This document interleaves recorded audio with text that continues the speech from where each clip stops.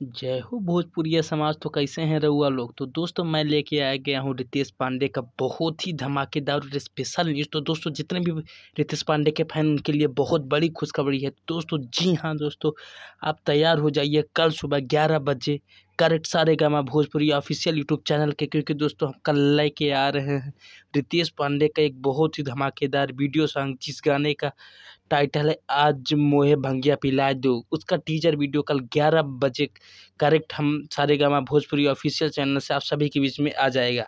और दोस्तों साथ में परसों सुबह को 7 बजे सुबह पूरा वीडियो आप सभी के बीच में आ जाएगा Saregama Bhojpuri official YouTube channel से। तो जितने भी रितेश पांडे के फैन हैं उनके लिए बहुत बड़ी खुशखबरी है। तो दोस्तों रिकॉर्ड बनाना ना भूलें। आप सभी रितेश पांडे को इतना प्यार दीजिए कि उनका गाना सुपर डुपर हिट हो जाए, क्योंकि दोस्तों रितेश पांडे का दूसरा कवर सॉन्ग है, जो कि पहला ऑडियो आया था, दूसरा वीडियो सॉन्ग है। तो दोस्तों मैं मिलता हूँ सबसे नए वीडियो में, तब तक के लिए जय हिंद जय भारत।